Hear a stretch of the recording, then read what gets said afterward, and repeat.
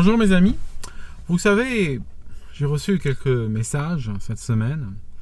Une soirée en particulier, j'en ai reçu peut-être 6 ou 7 en l'espace d'une demi-heure. De personnes, écrivant de France, qui se sentaient dépressives. Beaucoup avaient peur. Peur de où va leur pays, peur pour leur vie, peur pour leur situation professionnelle, pour l'économie. Et beaucoup de ces personnes avaient la vingtaine. Ça m'a beaucoup attristé parce que dans une nation, si ceux de 20 ans sont dépressifs, c'est que les choses vont mal. Vont mal pour la nation, pour l'humanité, pour tout le monde. D'accord ? Et ça m'a beaucoup interpellé, j'y réfléchis depuis 2 jours. J'aimerais vous dire un certain nombre de choses liées à cela. Tout d'abord, je pense qu'en France, il y a aujourd'hui une culture de peur. Il y a une culture de peur qui est distillée en particulier par les médias. Ça signifie que vous êtes victime de vos médias. Pourquoi ? Parce que la peur, pour eux, de la perspective des médias, ça vend. Ça vend parce que l'humain va développer une sorte d'addiction à ce sentiment-là. Il a peur, il a toujours besoin de choses qui nourrissent sa peur. Donc, quelque part, ça devient un double sens. D'un côté, les médias servent la peur aux gens, et puis les gens, quand ils regardent les médias, par exemple le gars qui va acheter un journal, il va regarder les unes, et il va prendre celle qui est la plus terrifiante. Et donc s'établit une relation de marché, d'offre et de demande, fais-moi peur. Et puis, effectivement, quand c'est poussé à son comble, comme ce qui se passe chez vous, ça finit par affecter le moral de toute une nation. Et des individus comme ça, des fois, se sentent pas en mesure de faire face à ce sentiment-là. J'aimerais te dire qu'il faut sortir de ce contrat-là. Il faut sortir de ce contrat où tu payes pour qu'on t'effraie. Parce que c'est un peu comme si tu me disais, je vais au resto et puis je connais un resto particulier où je vais tous les soirs, on me donne des coups de poing sur la figure, puis je rentre chez moi et je suis complètement démoli. Alors j'ai envie de te dire, arrête d'y aller, arrête d'aller là-dedans, il y a rien qui puisse te servir. Donc ça c'est un point important. Et la peur, le truc avec, c'est que c'est quelque chose qui va rapprocher l'humain, l'hérisson et l'étoile de mer. C'est ça le problème de la peur, c'est qu'elle met tout le monde dans le même bassin. Pourquoi ? Parce que la peur fait appel aux éléments, on va dire, les plus profonds de cette complexité humaine qu'on a dans notre tête, mais en réalité, elle nous rapproche de l'animal. En réalité, elle nous enlève les 4 millions d'années d'évolution, elles sont retirées dans la seconde où nous avons peur. Il n'y a pas une grande différence entre un humain, intellectuellement parlant, entre un humain qui a peur et un hérisson qui a peur. Les deux ont les mêmes réflexes, les deux font appel au même type de neurones. C'est ça le problème. Or,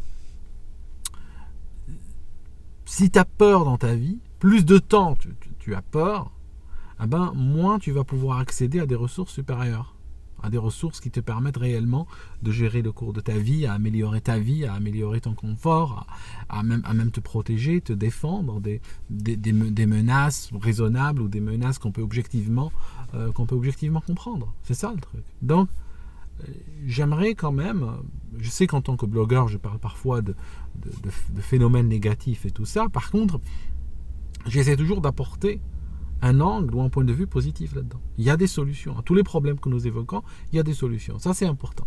Autre chose. Il ne faut pas confondre entre le problème et se rendre compte du problème, prendre conscience du problème. Genre, je vous donne un exemple. À Londres, il y a plein de bâtiments, certains sont vétustes. Il y a une tour qui a brûlé. La tour de Grenfell, elle a brûlé, il y a eu des morts et tout ça. D'accord. Qu'est-ce qui se passe ?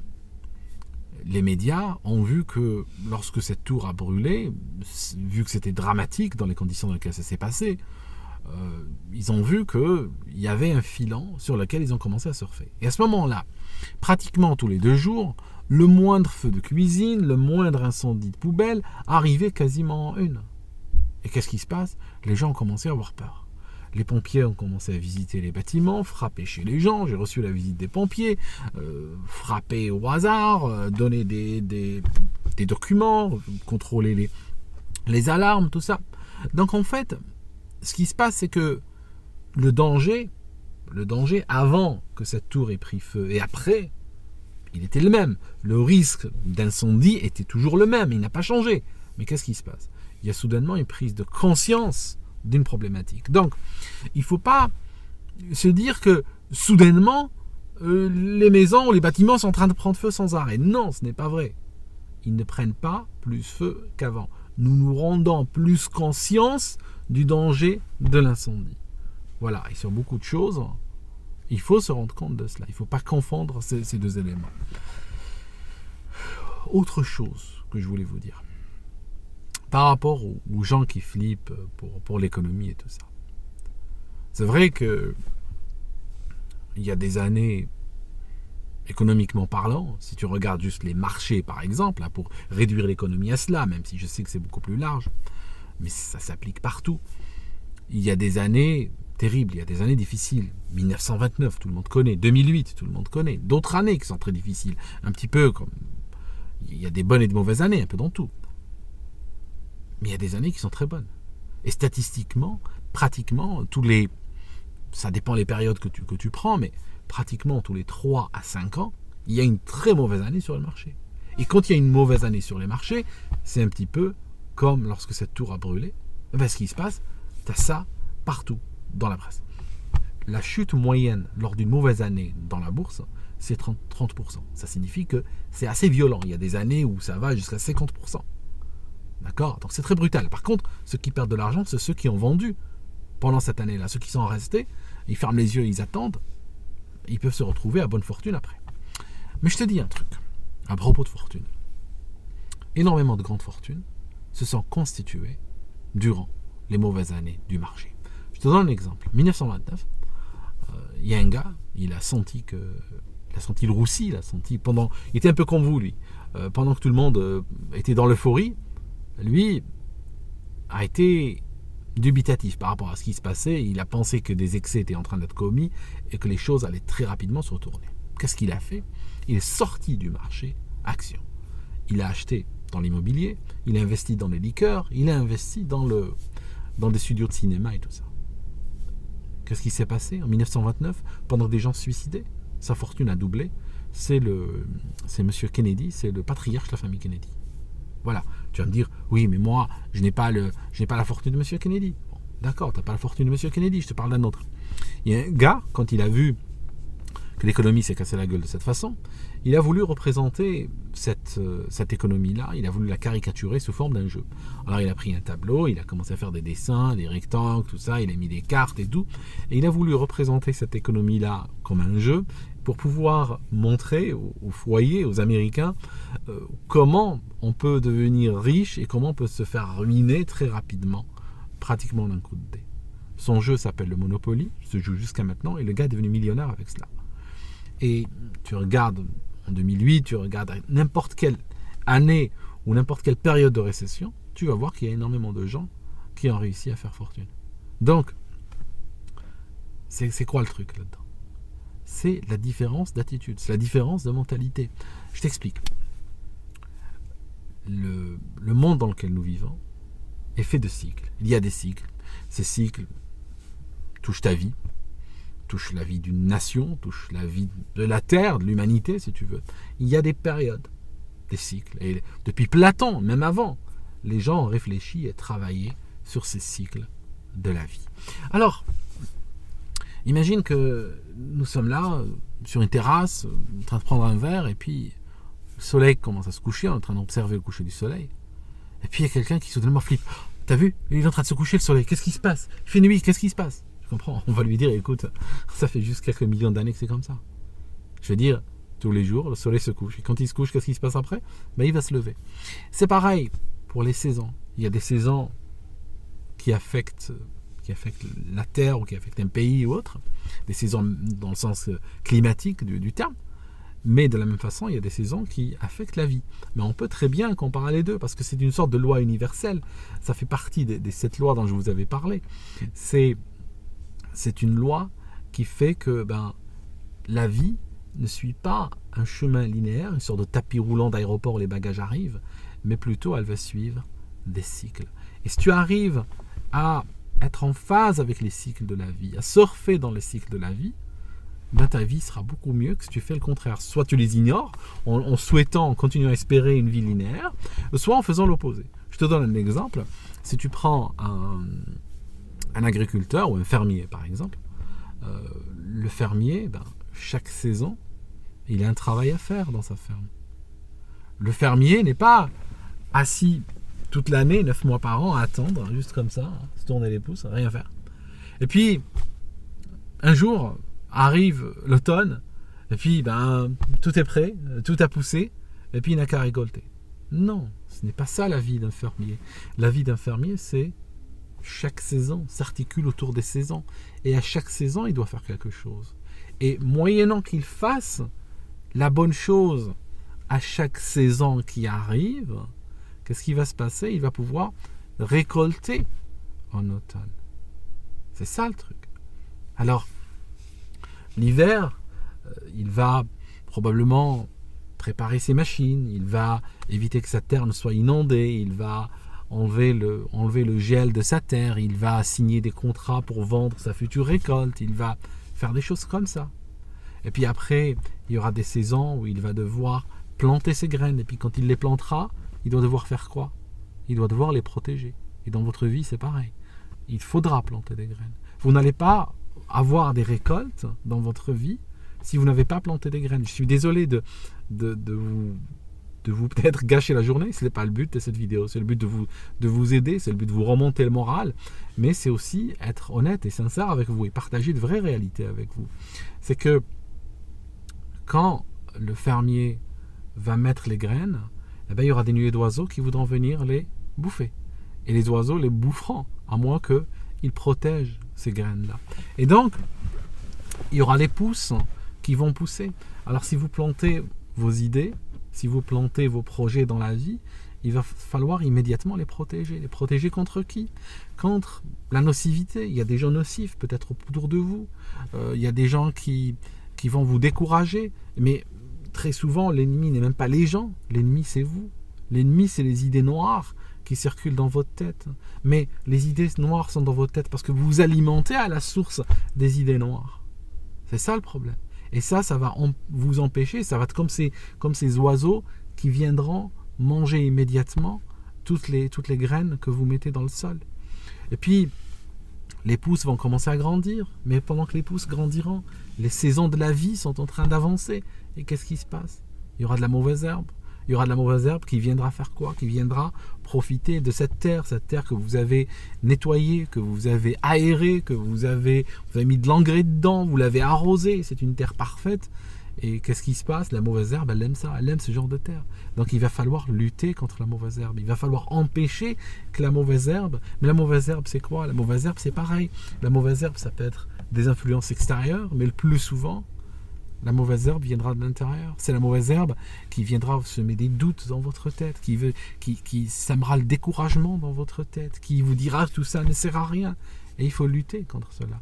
Et à la fin, si vous êtes passé à travers tous ces cycles de la vie, à chaque saison en faisant ce qu'il faut faire, vous ne pensez pas à un agriculteur qui, je ne sais pas, qui en été veut déployer la neige et lorsqu'il faut planter, il est en train de réparer ses machines, et lorsqu'il faut récolter, il laisse la récolte pourrir, il est ailleurs en train de négocier des contrats. Vous pensez que ça ne marche pas comme ça?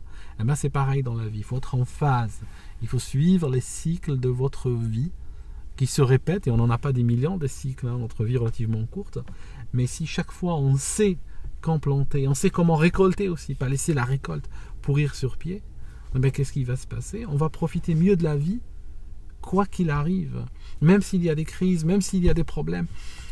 Je vous dis un truc, il y a des choses, parce qu'il y a des gens qui réagissent à des événements très macroéconomiques ou géopolitiques autres.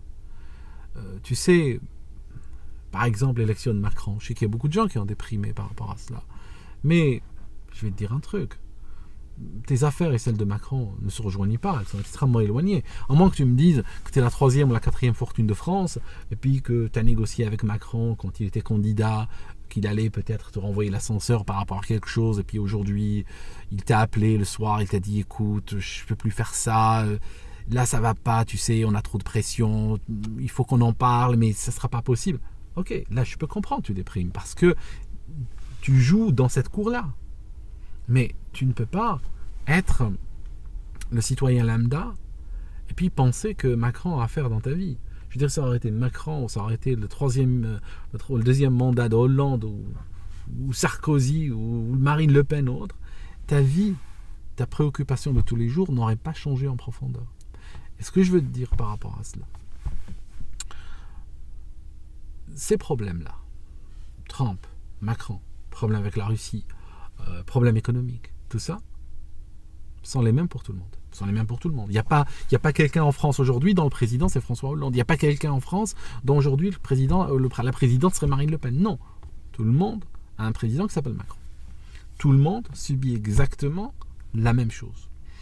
Alors subit. Le mot subir est très important ici. Tu subis. Ça veut dire quoi? Tu subis quelque chose. Ça signifie que cette chose-là n'est pas un choix. Cette chose-là ne dépend pas de toi. Tu es obligé de l'accepter telle qu'elle est. Alors si tu peux la changer, tu as une opportunité de changer, genre des élections, c'est une opportunité de changement. Alors bien sûr, on parle, on discute, on débat, il faut voter, Mais une fois que la chose arrive, elle devient... On passe cette période, on est dans une autre saison de la vie. On n'est plus dans cette saison de la vie où on pouvait choisir, on est dans la saison de la vie où on doit subir. Alors subir n'est pas... Je sais que subir a une connotation négative, mais ce n'est pas nécessairement... Il ne faut pas que tu le prennes toujours comme étant quelque chose de mauvais. Je te donne un exemple pour rapprocher l'idée que je cherche à ramener en manifestation, si tu veux. Tu as des étudiants dans une salle, épreuve de bac par exemple, ils vont recevoir un sujet. La question est la même pour tout le monde. La question est exactement la même. Et la question est subie. Il ne peut pas dire, écoutez, pardon, est-ce que vous pouvez me donner un autre sujet, parce que j'aime pas trop là. Non, la question est là. Elle est subie par tout le monde. Alors pourquoi les notes sont différentes? Pourquoi certains ont 4 sur 20 et d'autres en 18 sur 20? Dans la même salle, la même question. Pourquoi? Parce que les gens ne se sont pas préparés de la même manière. Les gens n'ont pas travaillé de la même manière. Et c'est exactement la même chose pour la vie. Le même président en France, les mêmes présidents partout dans le monde, les mêmes tensions sociales, les mêmes tensions géopolitiques, tous les mêmes. Puis si tu regardes les gens, si tu prends, je ne sais pas, 1000 personnes, tu vas voir au bout de 5 ans que certains ont évolué dans leur vie et d'autres ont sombré dans leur vie. Pourtant, les éléments sont les mêmes. Ils sont subis par tout le monde de la même façon. Pourquoi? C'est une question de préparation, c'est une question de travail, c'est une question d'adaptation. C'est ça le truc. Il faut prendre les éléments. Genre, tu as une mer, tu prends une mer, tu regardes, il y a des fois des cartes où tu peux suivre les bateaux, tu peux regarder des voiliers en mer.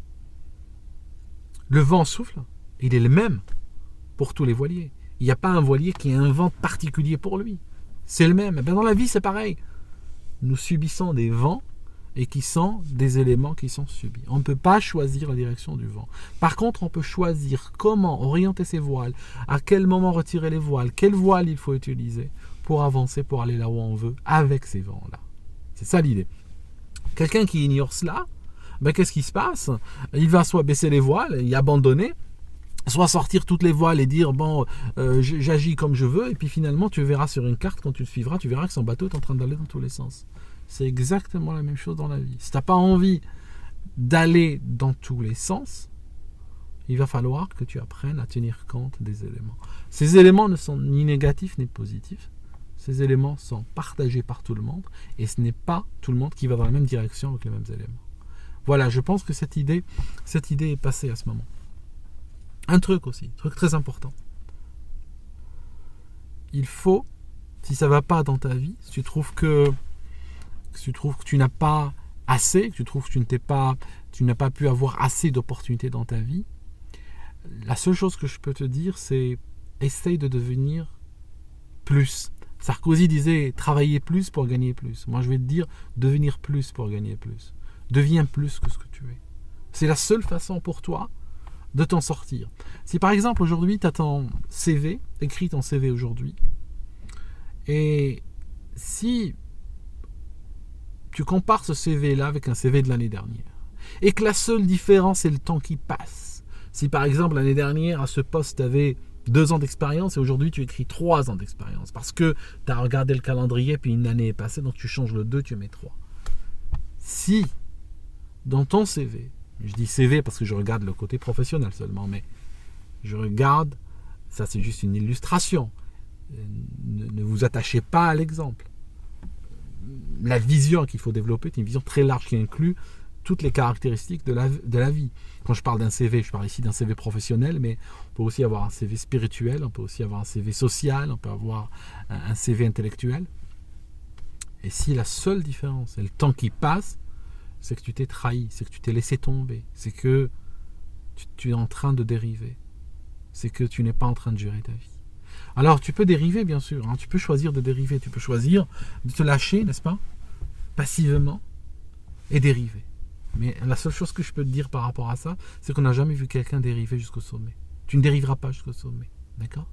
Tu dériveras, tu tourneras aléatoirement. De temps en temps, tu auras une bonne fortune dans ta dérive, tu verras quelque chose de bien, mais la majorité du temps, tu iras où tu ne veux pas. D'accord ? Donc, il faut sortir de la passivité. Il faut se construire sur tous les plans, et se construire de manière active. Se dire, aujourd'hui, je suis en juillet 2017, c'est quoi mon objectif dans 3 mois ? Qu'est-ce que j'aurai de plus dans 3 mois ? Qu'est-ce que j'aurai de plus dans 6 mois ? Qu'est-ce que j'aurai de plus dans 1 an ? Si je dois écrire, si je dois définir plusieurs parties de ma personnalité sur des feuilles, qu'est-ce qui doit changer ? Et si rien ne change, tu sais ce qui va changer ? Le monde en dessous de ces feuilles-là va glisser, va changer. Et toi, tu vas être dépassé. Tu vas être en retard et tu n'auras rien. C'est très important de devenir plus. Ce que je suis en train de vous raconter, c'est très kabbalistique. Parce que dans la Kabbalah, il y a une notion d'acceptance, dans le sens où tu ne peux pas avoir une vérité, tu vas avoir quelqu'un, et puis automatiquement, parce qu'il y a cette vérité-là, la personne va l'avoir. Il y a plein de gens, ils peuvent écouter la vérité, ils peuvent écouter des choses vraies, documentées, démontrées, prouvées. Ils le regarderont comme ça, ils ne changeront pas. Pourquoi ? Parce qu'ils ne sont pas prêts à changer. Ils ne sont pas prêts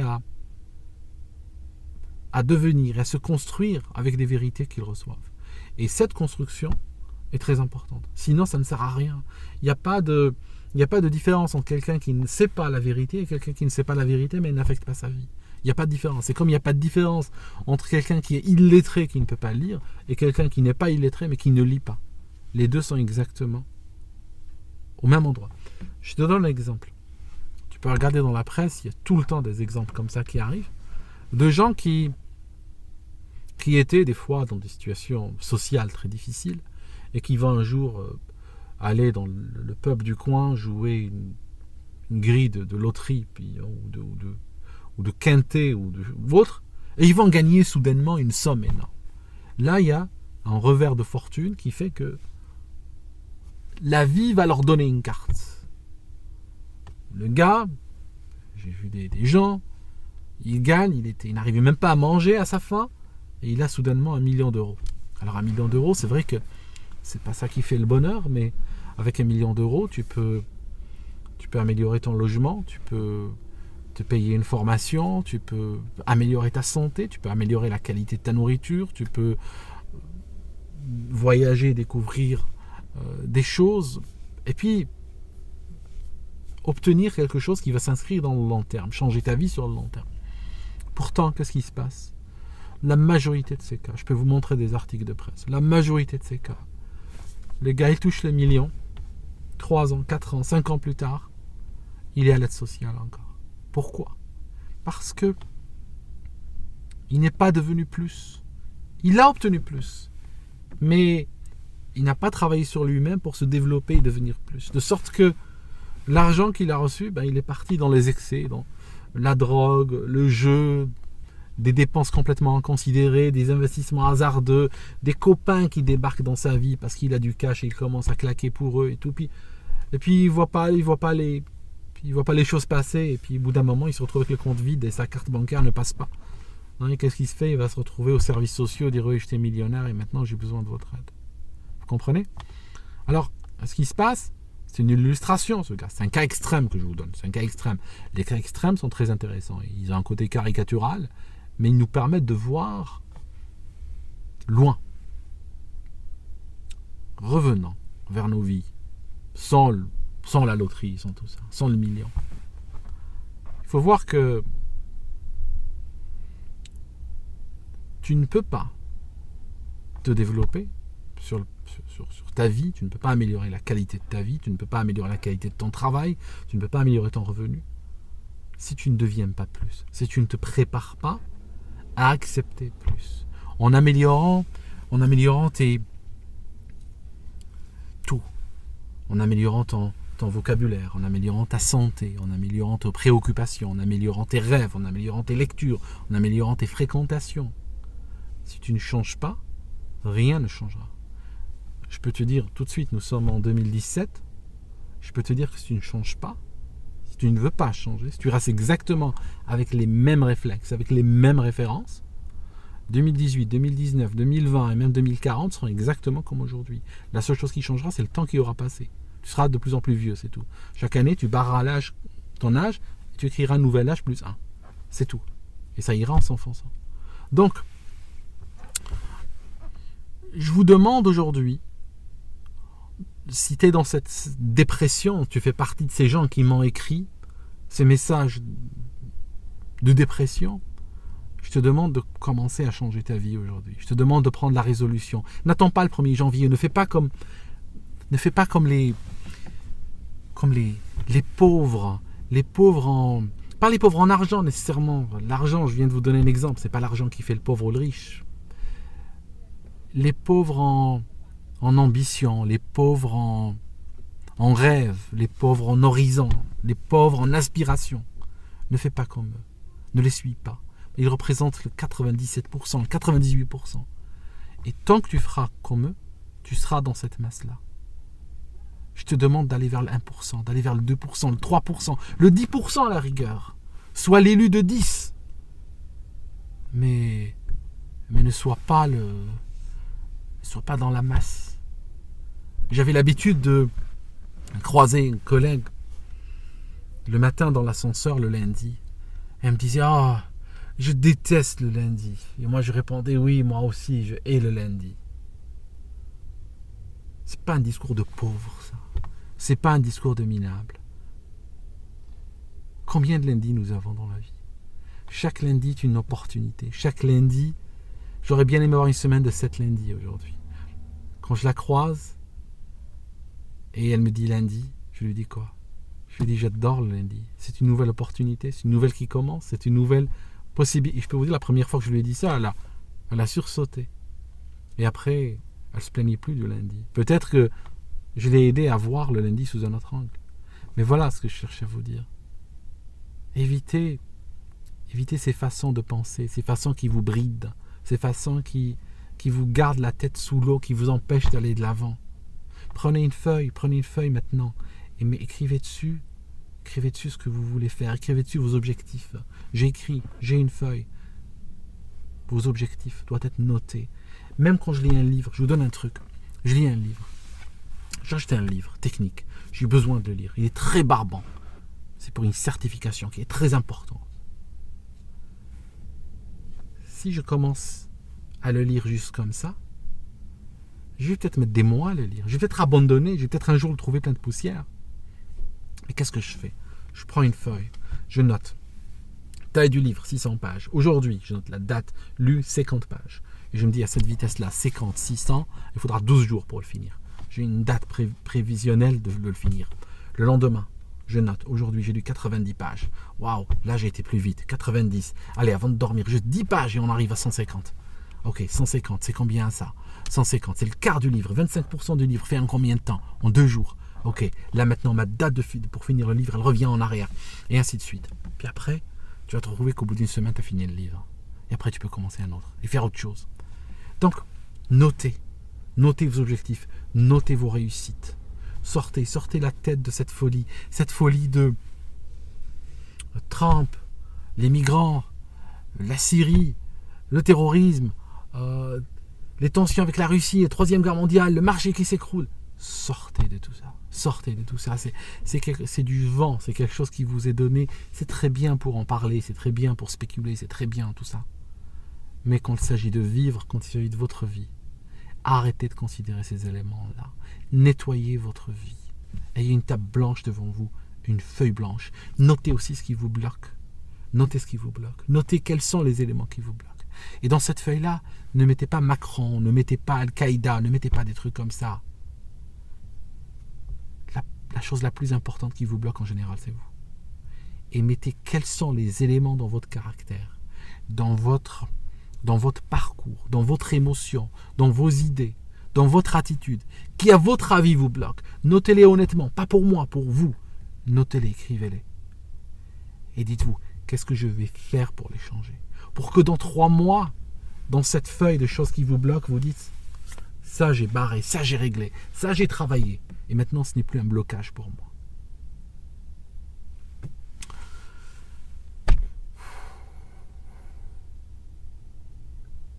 Je vous laisse ici. J'espère que c'est juste une demi-heure de temps que je voulais passer avec vous. Et j'espère que ça va vous aider à un petit peu voir un tout petit peu de lumière et à prendre de bonnes résolutions. Ne faites pas comme les pauvres, ne prenez pas les résolutions le 1er janvier. Les résolutions se prennent chaque heure s'il le faut. Chaque fois où il y a une bonne idée, chaque fois où il y a une option, chaque fois il y a une ouverture, une opportunité, il y a un moment de résolution. Prenez une résolution n'importe quand. Si vous prenez les résolutions que le 1er janvier, votre vie sera trop courte pour prendre le nombre de résolutions qu'il faut pour changer. D'accord ? Je vous laisse et puis je reviens une autre fois.